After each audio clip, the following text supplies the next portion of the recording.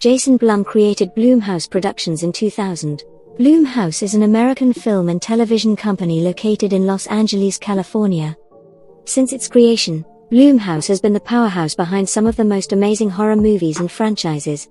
The new Halloween trilogy, starting with 2018's Halloween, and followed up by Halloween Kills and Halloween Ends, are just a couple of examples of the horror legends that have come out of Blumhouse.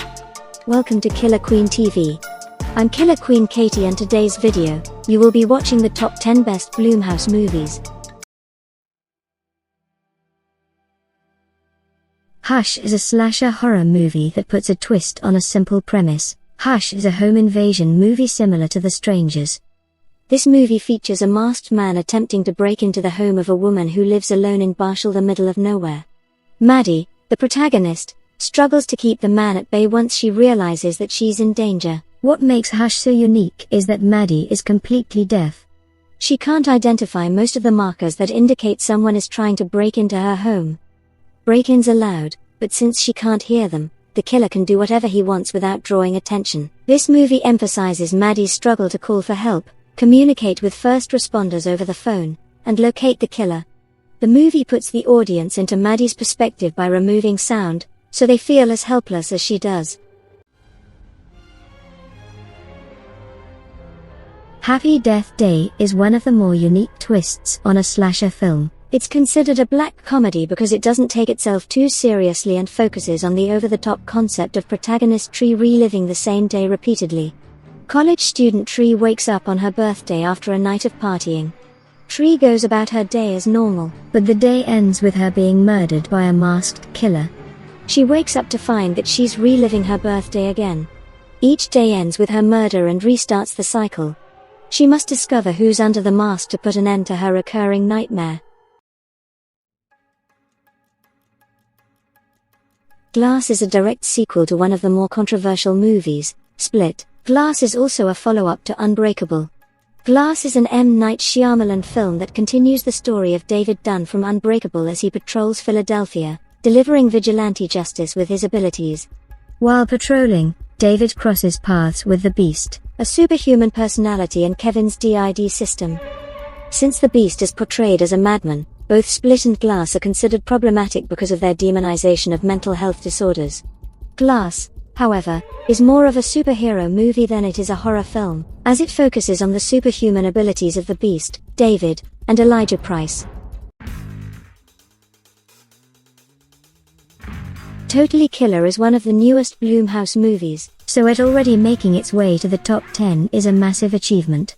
Totally Killer follows the story of a serial killer who killed 3 teens and returns 35 years later on Halloween night to continue his killing spree. After nearly dying, protagonist Jamie travels back in time to 1987. While in the past, Jamie meets her teenage mother and teams up with her to take the killer down. Sinister is considered by many horror fans to be one of the scariest movies ever made. Needless to say, that's all a matter of perspective, but Sinister is a downright spooky movie no matter which way you see it. Sinister follows protagonist Ellison Oswald, a true crime author who moves his family into a home previously owned by victims of a snuff film murder. Ellison is determined to solve the mystery, and make it the subject of his next book. Throughout the movie, Ellison's family finds footage of murders committed by children. Eventually, Ellison and his family find evidence pointing to something supernatural at work. Thank you for watching Killer Queen TV this far. I hope you have been enjoying what you've been seeing. For more of my top 10s, tribute videos and fact videos, hit that subscribe button to be notified of my future videos. Now, on to the next half of this video.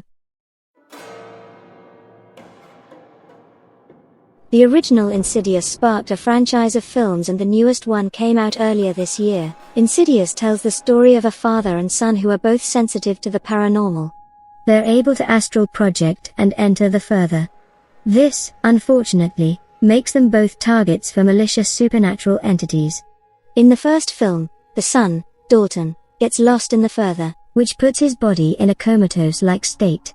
His parents are forced to take extreme measures to save Dalton. After the events of the first 2 films, Both Dalton and his father are hypnotized into forgetting everything that happened, including their powers. That decision comes back to bite them in Insidious, The Red Door. The Black Phone was an instant hit when it hit cinemas in June 2022. This film tells the story of the grabber, a man who lures children into his van with black balloons and locks them in his basement. This movie was the right blend of uncomfortable, taboo, tense, and satisfying. The Black Phone focuses on the grabber's newest victim, Finney, as he attempts to survive and escape his captor's hold. While trapped, Finney manages to communicate with the grabber's past victims. Unfortunately, they didn't survive their encounters with the criminal, but their spirits succeed in helping Finney escape. The Invisible Man is a 2020 modern take on a horror classic of the same name. This film follows Cecilia, also known as C, as she attempts to escape an abusive relationship. Her partner, Adrian, is a genius tech inventor. With so much money and power, getting away from him seems to be impossible, but C manages it. After her escape, Adrian kills himself. At least, it appears that he did. Adrian isn't seen again until the end of the film, but he and his brother harass C unseen throughout the movie's runtime. With the help of Adrian's invisible tech, the brothers can terrorize C without anyone knowing they're there. This isolates C and makes her loved ones doubt her sanity. Split is probably the most controversial film owned by Blumhouse. That's because Split tells the story of a man named Kevin. Kevin has dissociative identity disorder, also known as DID, which refers to a person that has two or more distinct personalities. DID usually forms after severe trauma. While it is a rare disorder, it's very much real. In Kevin's case, Kevin has 23 known personalities, but there's a 24th buried underneath them all.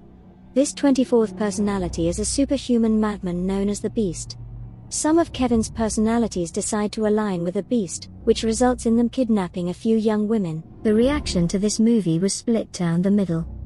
Many viewers loved the complexity of the story, but others rightfully hated the demonization of DID and mental illness in general. Get Out is one of Jordan Peele's greatest achievements. This movie can only be described as horror black excellence. Get Out was so phenomenal that it belongs to a very short list of horror films that were nominated for Best Picture at the Oscars. Chris goes to visit his white girlfriend's parents. On the way to their home, Chris questions Rose if she's told them that her current partner is black. This sets the tone for the rest of the film.